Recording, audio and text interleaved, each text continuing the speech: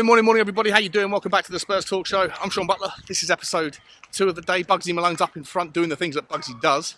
Hope you're all happy and healthy doing the things that you love to do. Please do me a favour, guys. Smash the like button for me on the video.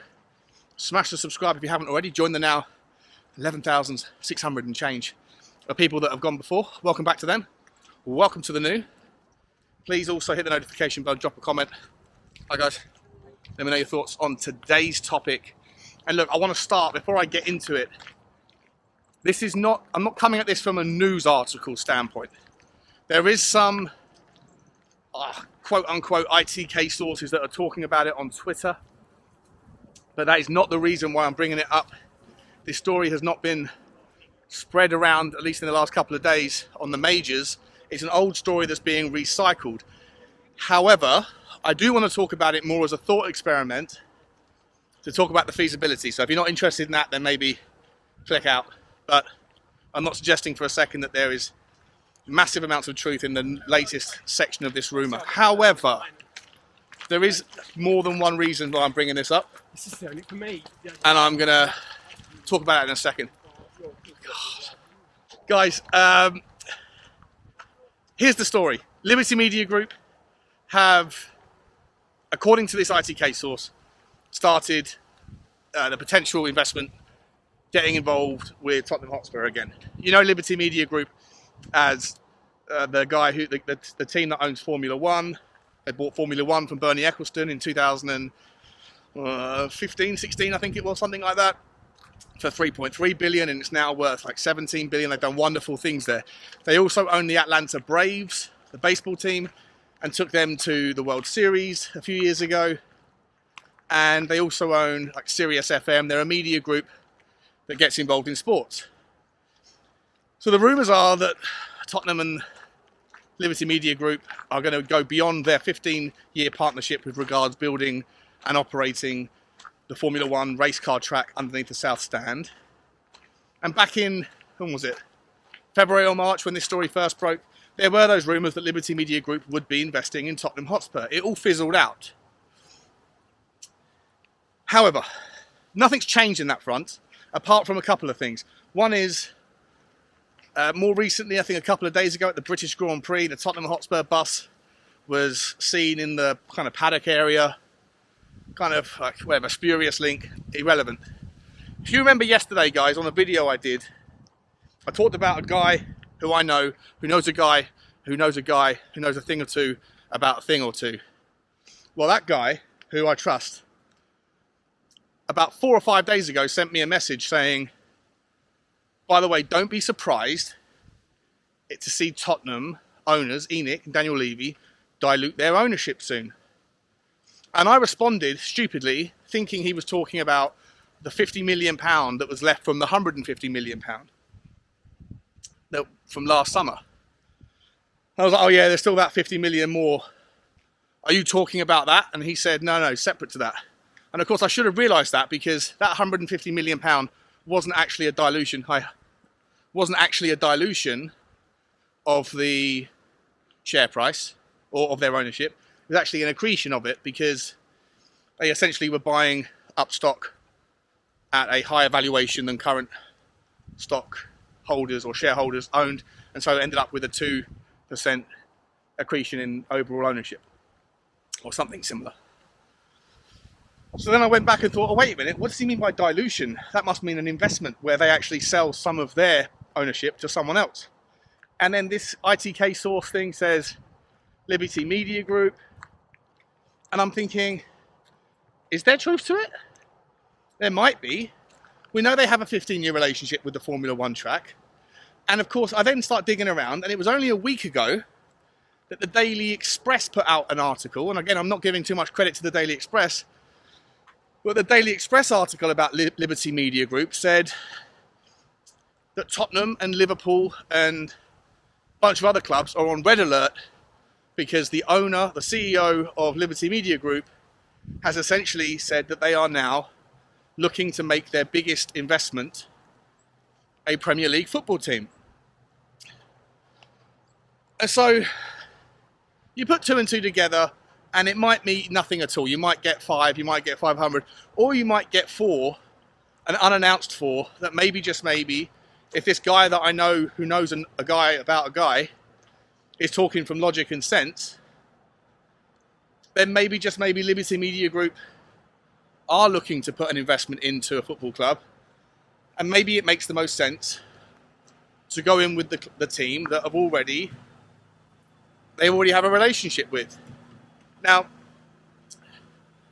for me, the question is not will it happen or won't it happen, but it's really around should it happen and would you be happy if it did happen?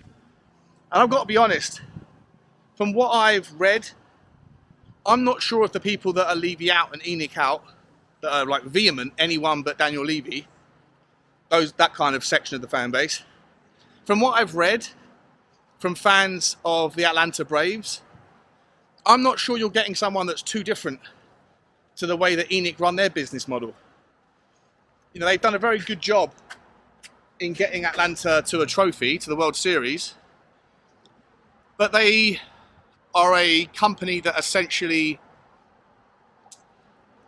comes in, looks for ways to restructure costings, looks to find efficiencies within the organisation, and looks to make it work within its means and raise the money from within itself in which to fund its process. It's also an ownership group, as far as I'm aware, could be wrong, so correct me if you guys know the Brave story more than I do, but they moved the stadium further away from the city for financial reasons. And on top of that, they also have got involved in property development, and trying to maximise the value out of doing that relocation by buying up the area around it and turning it into more of a gentrified area.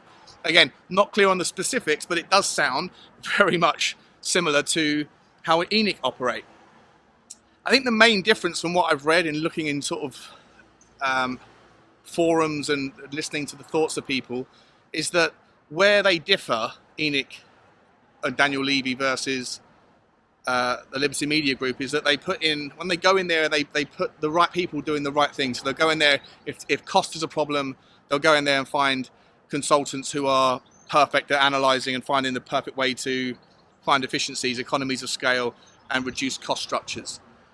When that has been done, they'll then move that person out, and then they'll put specific specialised people in that can then kind of get blood from a stone and make the right decisions. Whereas, obviously at Tottenham, we've got Daniel Levy, who's good at A, B and C, but terrible at D, E, F and G. And D, E, F and G have a higher bearing on the footballing side of the things that matter to the fans than A, B or C do.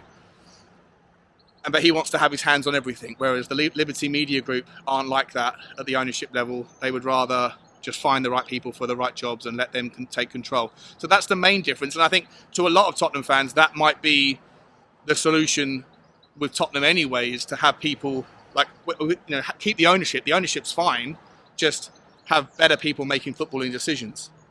So maybe that's enough for you guys. For me, as I say, I'm all for a new owner. I've made my point very clear. I've always been consistent about this. I don't like the idea that nation states have come in and are finding ways to always bend or break the rules. This emergence of Saudi Arabia is another cog. It's another alarming, materially impacting element that influences the outcomes of so many clubs. But if you can't beat them, join them. And if you can't stop it, then accept it. Like, you look at the Serenity Prayer, you know, Lord, grant me the ability to know the difference between the things I can and can't change, right? And if multi-level ownership, multi-club ownership is here to stay, if nation states will continue to come in, and even with teams like Chelsea, Saudi Arabia still indirectly owns Chelsea, even though they don't officially directly own them, then, you know, all of these realities are just what they are. Tottenham need to be able to compete, and having a significant investment from a third party or an outright takeover obviously you would hope establish at least a baseline to be able to do that. I think there is, and it has become a necessary need for a little bit of a change of ownership, a change of direction, a change of thought processes at the top of Tottenham Hotspur. For me, though, I would just say that from what I've read about Liberty Media Group, the CEO, the owner overall, the guy who stepped down a little while ago, and the guy who's currently in charge, I don't know if it's enough of a change. I don't know if the mindset of these businessmen are significantly different enough to what we already have to satisfy or satiate the people that already have a distaste for how the club is run at the moment. I could be wrong, but I'm just putting it out there.